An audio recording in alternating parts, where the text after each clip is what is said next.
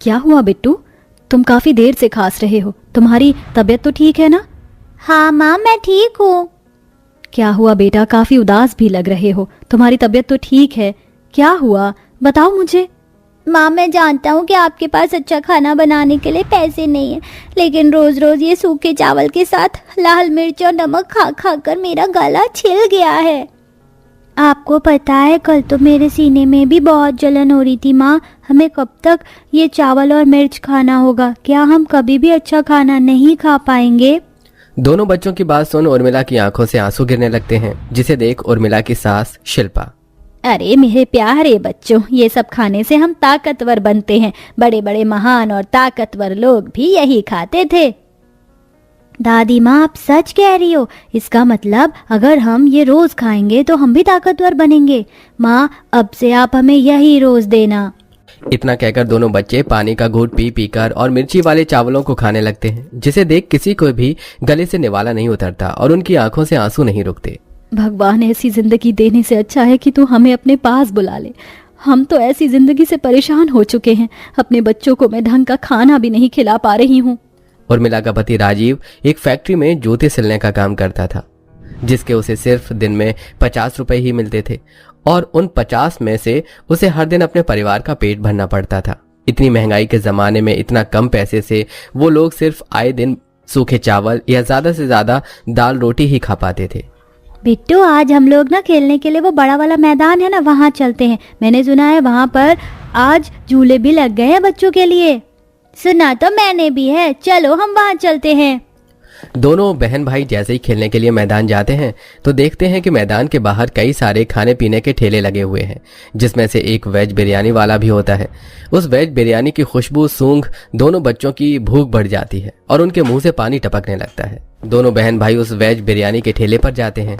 भैया, कितनी अच्छी खुशबू आ रही है। अरे बच्चों, तुम दोनों को बिरयानी खानी है? हाँ अंकल, हमें बिरयानी खानी है, इसकी खुशबू हमें यहाँ तक ले आई है। दोनों बच्चों की बात सुन बिरयानी वाला उन्हें 2 प्लेट बिरयानी खाने को देता है। दोनों बच्चे जैसे ही बिरयानी खाने ही वाले होते हैं कि तभी, लाओ 120 रुपए हुए बिरयानी के। क्या 120 रुपए? लेकिन अंकल, हमारे पास तो 10 रुपए भी नहीं है। तो तुम दोनों का यहाँ मुफ्त में बिरयानी खाने के लिए आए हो? हाँ, चलो भागो यहाँ से, अभी मेरी सारी बिरयानी झूठी कर देते। बिरयानी वाला दोनों बच्चों को डांट कर भगा देता है, जिसके बाद अब दोनों बच्चे शाम में उदास होकर घर जाते हैं और जाकर एक कोने में बैठ जाते हैं। आज तो तुम दोनों बड़े वाले मैदान में खेलने के लिए गए थे ना, तो क्या हुआ, इतने उदास क्यों हो? क्या किसी ने तुम्हें अपने साथ खिलाया नहीं? दोनों बहन भाई अपनी माँ को उस बिरयानी वाले की सारी बात बताते हैं। पता है माँ, उस बिरयानी में से कितनी अच्छी खुशबू आ रही थी। मेरे मुंह में तो अभी भी पानी आ रहा है, उसकी खुशबू तो अभी भी मेरे नाक तक आ रही है। तुम भी वैसी बिरयानी बनाना, चाहे एक बार ही बनाओ, लेकिन बना दो ना, मेरा बिरयानी खाने का बहुत मन कर रहा है। हाँ बच्चों, जरूर, मैं तुम्हारे लिए वैसी ही बिरयानी बनाऊंगी, तुम फिक्र मत करो। उर्मिला शाम को राजीव की फैक्ट्री से लौटने का इंतजार करती है। जैसे ही राजीव फैक्ट्री से लौटता है तो वो उसे सारी बात बताती है। पहली बार बच्चों ने हमसे कुछ खाने के लिए मांगा है जी, क्या हम उन्हें इतना भी नहीं खिला सकते? खिला तो सकते हैं उर्मिला, लेकिन क्या करें। एक काम करता हूँ, सेठ से कल थोड़े ज्यादा पैसे मांग लूंगा एडवांस में, कम से कम एक दिन तो बच्चों को कुछ अच्छा खाने को मिलेगा। राजीव अगले दिन सेठ के पास जाता है और उससे एडवांस में 1 और 2 दिन की सैलरी मांग लेता है, जिसे लेकर वो उर्मिला को देता है। इन पैसों में तुम्हें थोड़ी ही सही, लेकिन सबके लिए बिरयानी बनाऊंगी। उर्मिला बिरयानी बनाने के लिए अच्छे चावल और बाकी सभी मसाले को लेने के लिए राशन की दुकान पर जाती है। ये लीजिए बहन जी, ये आपका बिरयानी बनाने का सारा सामान, आपके हुए पूरे 300 रुपए। क्या 300 रुपए? लेकिन भैया मेरे पास तो सिर्फ 100 रुपए ही हैं। अगर मैं आपको 200 रुपए कुछ दिनों में दे दूं तो चलेगा? ठीक है, दे देना, पर ये सामान भी कुछ दिनों के बाद ही ले जाना। हाँ, यहाँ पर उधारी पर कुछ नहीं चलता है। दुकान वाले की बात सुन उर्मिला काफी उदास हो जाती है। आज मैंने बच्चों से वादा किया था कि मैं उनके लिए बिरयानी बनाऊंगी, लेकिन अब मैं क्या करूं? उर्मिला इतना बोल रही होती है कि तभी उसे दुकान पर मैगी के पैकेट्स दिखाई देते हैं। बिरयानी ना सही, कम से कम बच्चों के लिए मैगी ही बना देती हूँ, कम से कम कुछ तो खा लेंगे। उर्मिला 3-4 मैगी के पैकेट्स खरीद लेती है और घर आकर उन्हें पानी में डाल चूल्हे पर उबालने लगती है। लेकिन तभी उर्मिला देखती है कि पानी में उबल रही मैगी बिल्कुल सफेद चावलों की तरह दिख रही है। ऐसा लग रहा है कि ये मैगी नहीं बल्कि लंबे लंबे चावल हों। अरे हाँ, अगर मैं बीच में से तोड़ लूं तो मैं तो इनकी भी बिरयानी बना सकती हूँ। पूनम अब ऐसा करती है, उस उबली हुई मैगी को बीच में से तोड़ लेती है और घर में रखे कुछ मसाले से अब वो एक मैगी बिरयानी बनाती है।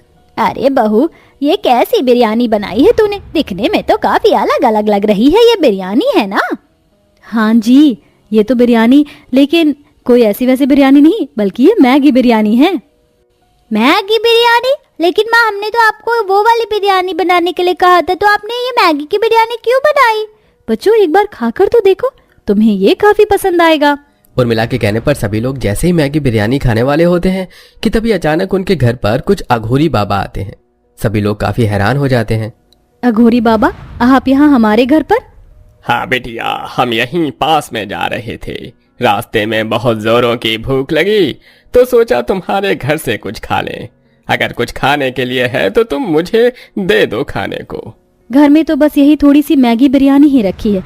अगर ये मैं इन्हें दे दूंगी तो घर में सब क्या कहेंगे, और अगर घर में खाना होते हुए भी खाना देने से मना किया तो कहीं हमें कोई श्राप ना दे दें। उर्मिला श्राप के डर से और अघोरी बाबा को खाने के लिए मैगी बिरयानी दे देती है। इतना स्वादिष्ट भोजन हमने आज से पहले कभी नहीं खाया। भगवान तुम्हारा भला करे। इतना कहकर वो सभी अघोरी बाबा वहां से चले जाते हैं। लगता है आज भी हमेशा मिर्च और चावल खाकर ही पेट भरना होगा अपना। अघोरी बाबा के जाने के बाद जिस प्लेट में उन्हें उन सभी को मैगी बिरयानी खाने के लिए दी थी, वो प्लेट उठाकर वापस चूल्हे के पास रख देती हैं। और तभी अचानक उस प्लेट में से एक सुनहरी चमकदार रोशनी निकलती है और वो प्लेट दोबारा से मैगी बिरयानी से भर जाती है, जिसे देख सभी काफी हैरान होते हैं। अभी तो इस प्लेट में मैगी बिरयानी का एक दाना भी नहीं था, और ये प्लेट दोबारा से मैगी बिरयानी से कैसे भरी? जिन अघोरी बाबा को तुमने अपनी बनाई हुई मैगी बिरयानी खिलाई थी, वो तो भगवान के भेजे हुए कोई फरिश्ते थे। इसलिए उनके खाने के बाद ये प्लेट अब जादुई मैगी बिरयानी से भर चुकी है, और ये एक ऐसी जादुई बिरयानी है जो कभी खत्म नहीं होगी।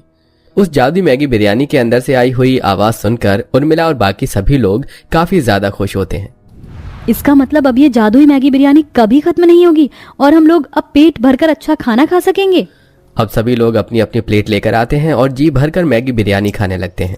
जैसे जैसे वो मैगी बिरयानी लेते हैं वैसे वैसे वो प्लेट दोबारा से जादुई मैगी बिरयानी से भरने लगती है। माँ, ये जादुई मैगी बिरयानी तो बहुत अच्छी है। इसे खाकर तो मेरे शरीर की सारी कमजोरी भी दूर हो गई। ये तो बस हमारी इंतजार का फल है जो आज हमें भगवान ने दिया है। इसीलिए कहते हैं भगवान के घर देर है अंधेर नहीं। कह तो बिल्कुल ठीक रही है प्रीति। मेरी भी जोड़ों में कुछ दिनों से काफी दर्द था। लगता है ये सब कुछ जादुई बिरयानी की वजह से हुआ है। ये भूख के साथ साथ हमारे शरीर की बीमारियों को भी दूर कर देगी। अब हमारे पास इतनी सारी जादुई बिरयानी है कि हम इसे अगर जिंदगी भर खाएंगे तो खत्म नहीं होगी।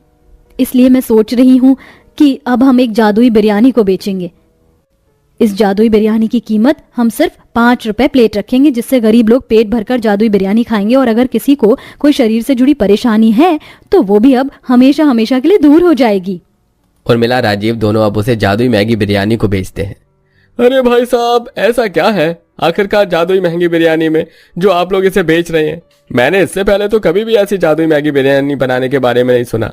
और क्या है इसके अंदर जो इसे खाने के बाद अगर किसी को कोई बीमारी होगी या कोई दर्द तो फिर ठीक हो जाएगा? हमने इस जादुई मैगी बिरयानी के अंदर कई सारी जड़ी बूटियां भी डाली हैं जो आपके शरीर से जुड़ी परेशानियों को दूर करने में मदद करती है और साथ ही ये आपको अच्छा स्वाद भी देती है।